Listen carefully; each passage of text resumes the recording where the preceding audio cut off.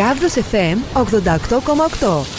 Ο κύριος Νίκος Ρουσόπουλος. Από την Αθήνα. Καλημέρα, καλή χρονιά κύριε Ρουσόπουλε. Καλημέρα και καλή χρονιά. Καλημέρα, καλή χρονιά σε εσάς και στους ακροατές σας. Είστε... Όλα καλά. Και ότι πέφτει με μία μέρα διαφορά, συνήθως το κολλάνε, οπότε βγαίνει τετραήμερο.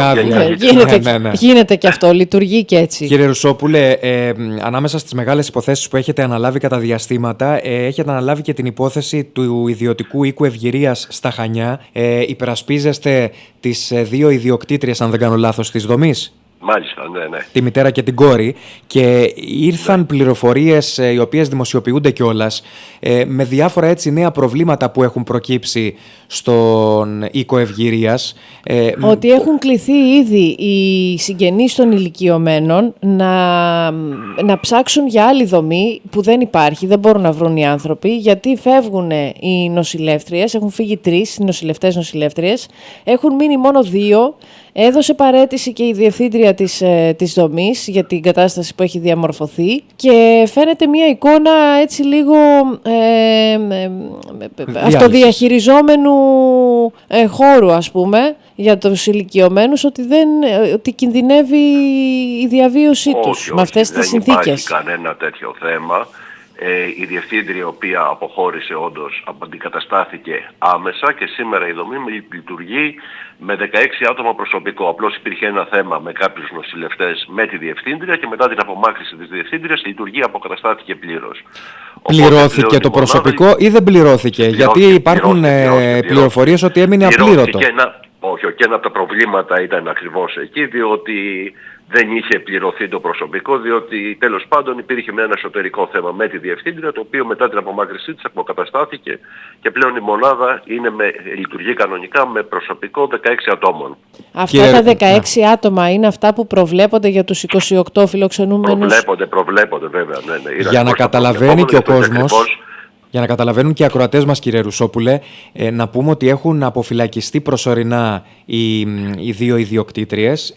Είχε παρέλθει το 18μηνο, τέλος πάντων. Έχει ξεκινήσει η δίκη στην Αθήνα. Θα τραβήξει πολύ αυτή η υπόθεση. Όμως, μέχρι να ολοκληρωθεί η δίκη και να βγει απόφαση από το δικαστήριο, οι δύο ιδιοκτήτριες, μητέρα και κόρη, δεν προσέρχονται στην δομή. Να το πούμε αυτό. Έχει οριστεί άτομο το οποίο διοικεί. Να μας δώσετε λίγο να καταλάβουμε τα βήματα δηλαδή που ακολουθήθηκαν για να λειτουργεί σήμερα η δομή. Έχει οριστεί από την επιχείρηση. Η μητέρα και η κόρη απαγορεύεται να έχουν οποιαδήποτε σχέση διοικητική ή λειτουργική με την δομή. Πολύ σωστά το θέσατε αυτό και είναι όρος που έχει επιβληθεί με το βούλευμα που αποφυλάξει της εντολής μου. Ο οποίος όρος στηρείται απαρέκκλητα και από τη μητέρα και από την κόρη.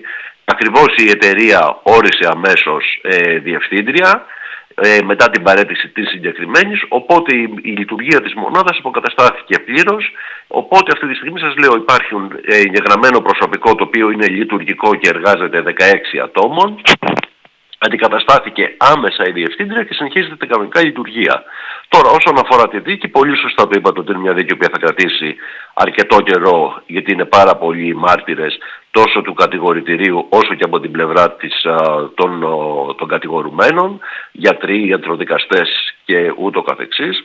Και βεβαίως, όπως προέκυψε από την τελευταία δικάσιμο του Δεκεμβρίου, η υπεράσπιση ζήτησε δύο πάρα πολύ σημαντικά στοιχεία, που είναι η έκθεση του ιατροδικαστή, ο οποίος εισήλθε στη μονάδα την ημέρα που έγινε η έφοδος στη μονάδα, η οποία έκθεση δυστυχώς έχει σταλεί 2 φορές, όπως μας έχει στείλει έγγραφο ιατροδικαστική Κρήτης και έχει αποκριβεί από την ασφάλεια, δυστυχώς και δεν είναι μέσα στη δικογραφία, καθώς επίσης και τα καταγραφικά τα οποία σε ανύποπτο χρόνο κατέγραφαν τη λειτουργία της μονάδος και αυτά έχουν αποκριβεί και δεν υπάρχουν μέσα στη δικογραφία.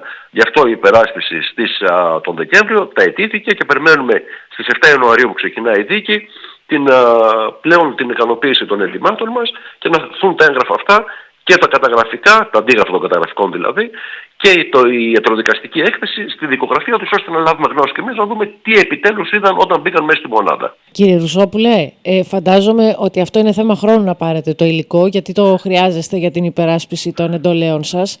Είναι μια δίκη αυτή η οποία συνεχίζεται από τις 7 του μήνα και θα διαρκέσει, εκτιμάται, για πόσο? Πότε δηλαδή μπορεί να φτάνουμε προς την απόφαση? θεωρώ, επειδή είναι αρκετοί οι μάρτυρες, όσο και να πιεστεί η συγκεκριμένη δίκη, σίγουρα θα πλησιάσει, εγώ εκτιμώ, γύρω στο έτος. Δεν θα έχει τη διάρκεια της δίκης, ας πούμε, άλλων μεγάλων δικών όπως είναι της Χρυσής Αυγής ή άλλες που έχουν κρατήσει 5 και 6 χρόνια, αλλά θεωρώ ότι λόγω του αντικειμένου και λόγω των μαρτύρων ειδικών γνώσεων που θα καταθέσουν, είναι μια δίκη η οποία, όπως καταλαβαίνετε, θα κρατήσει. Δηλαδή ένας ιατροδικαστής ή ένας γιατρός ο οποίος θα εξεταστεί ως μάρτυρας δεν θα τελειώσει σε 5 ή 10 λεπτά. Θα έχει πολλά θέματα και από την πλευρά της πολιτικής αγωγής και από την πλευρά βέβαια της υπερασπίσεως. Άρα λοιπόν μιλάμε για απόφαση το 2026, κύριε Ρουσόπουλε. Θεωρώ ότι η απόφαση λογικά θα είναι προς το τέλος του 2025, αρχές του 2026. Γιατί ξέρετε, και παρότι τον Ιανουάριο η έδρα κατέβαλε μια πάρα πολύ φιλότιμη προσπάθεια και έβαλε 10 δικασίμους που είναι υπερβολικές για μια δίκη, από την άλλη όμως ξέρετε ότι στη συνέχεια δεν μπορεί να συνεχιστεί με τον ίδιο ρυθμό, θεωρώ, διότι οι συγκεκριμένοι δικαστές έχουν και άλλες υπηρεσίες. Άρα δεν μπορεί να μένουν άλλες δίκες πίσω για να προχωρήσει μόνο η συγκεκριμένη δίκη. Στο ερώτημα γιατί εκδίκασε τις υπόθεσεις στην Αθήνα και όχι στα Χανιά, τι απάντηση μπορεί να δοθεί? Είναι αυτό το οποίο αναφέρει στο βούλευμα του Άριος Πάγος, το γεγονός ότι υπήρχε φόβος για την δημιουργία επεισοδίων μεταξύ των δύο πλευρών, γιατί όπως είναι οι καταγγέλλοντες από την άλλη πλευρά είναι και οι υποστηρικτές των κατηγορουμένων και της δομής, και βεβαίως το γεγονός που είναι πολύ σημαντικό, αν το εφετείο Κρήτης είχε τη δυνατότητα να διαχειριστεί μια τόσο μεγάλη δίκη σε μεγάλη χρονική διάρκεια, γιατί αυτό εγκλωβίζει δικαστές. Επομένως, άλλες υποθέσεις του εφετείου Κρήτης θα έμεναν πίσω. Μάλιστα. Οι δύο πελάτησές σας, η μητέρα και η κόρη, οι διοκτήτριες της δομής, πώς ζουν τώρα και πώς είναι? Εντάξει, η μητέρα ούτως ή άλλως λαμβάνει σύνταξη, διότι ήταν πρώην νοσηλεύτρια, οπότε λαμβάνει τη σύνταξή της από το ελληνικό δημόσιο. Η δε κόρη εργάζεται ως ιδιωτική υπάλληλος προκειμένου να μπορέσει να συνεισφέρει στην οικογένειά της. Εντάξει, είναι μια κατάσταση η οποία θεωρούμε ότι με την λήξη της υποθέσεως αυτής θα έχει αίσια έκβαση και για τις εντολίες μου αλλά και όλους τους κατηγορουμένους, και είναι μια υπόθεση που θεωρώ ότι πραγματικά θα περάσει στα δικαστικά χρονικά ως μια υπερβολικά μουσκωμένη υπόθεση που θεωρώ ότι θα ξεφουσκώσει γρήγορα με τις καταθέσεις των μαρτύρων.